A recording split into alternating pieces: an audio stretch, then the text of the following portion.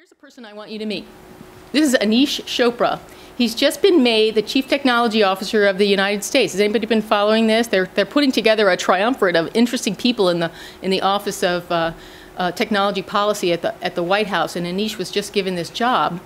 But I must say, it was about 2 years ago. He stumbled into my office on some Monday that we had off, in a suit coat and a pair of jeans and a Starbucks cup in his hand, and I was in there working. Nobody else was around. He's like, "Yeah, cool office." He came into my little startup office and stuff like that, and he said, "Jeneanne, I need your help." He was then working for Governor Kane. He was the Secretary of Technology for Governor Kane. He said, "Jeneanne, I need your help. I have a portfolio of $650 million worth of IT projects that I'm managing. No one is thinking about customer service. No one is thinking about productivity. Everything looks like an IT problem. And the IT vendors do not have the right process in order for me to get to better customer satisfaction and certainly more productivity." So I'm really excited this guy's in the White House now, because I think, what we did with him was transformative. So let me just talk to you a little bit about that. He had a project in the state of Virginia for the Virginia Employment Commission. These are the people that write the unemployment checks. And the Labor Department was going to give them a grant for $60 million to build a new IT backbone to update their system, which hadn't been updated in a really long time.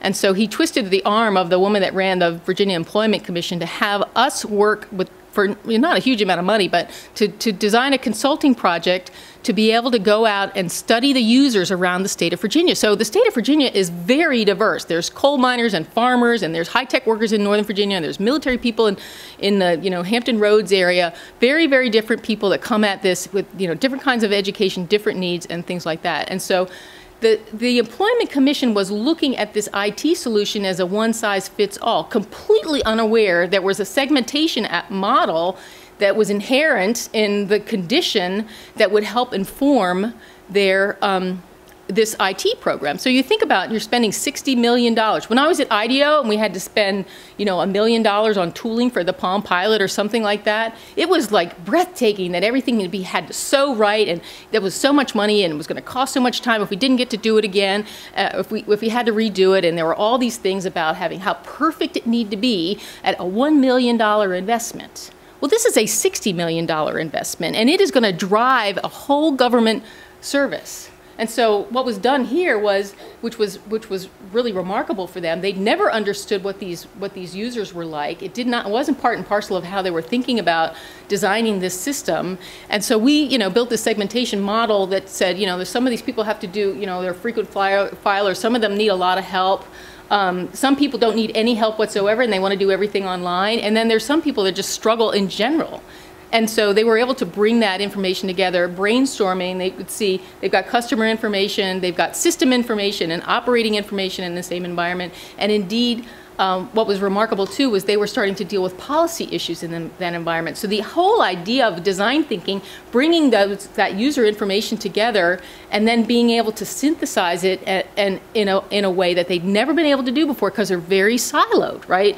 So added a huge amount of value. And then we were able to do storytelling to try to communicate what are these users' needs are, and what are they trying to accomplish in the system, so that the vendors could then understand what to do, what technology to deploy, and do that. They didn't want to be prescriptive about doing that. So this was transformative for Anish, who had never done that before. So I'm just hoping that he's going to take this perspective to the White House with them, and he's going to have even bigger, harder problems to solve, and be able to say, okay, well, I know how to drive some productivity because we can study that, and I know that there's going to be certain kind of users that we can optimize for in these kinds of systems. Whether it happens or not, I don't know what his job's all about, but it makes me feel really good that we were able to use these kind of methods in that setting just to prove that it was the case. And in fact, we're doing a lot of marketing around Washington right now to try to figure out how to do that more. But Washington companies don't buy this kind of service ever, from what I can tell. And to do business with Washington, you have to piggyback on some sort of subcontractor. So even if I do get business in Washington, I'm going to end up working for Northrop Grumman or CSC or some other big contractor that has a government contractor, because of contract because of the way they do business. So it's complicated, and I don't expect it's going to happen overnight. But maybe there'll be inroads and things like that. And I really believe that it's about the people, and I think Anish is one of those key people. So anyway, I'm hopeful about them.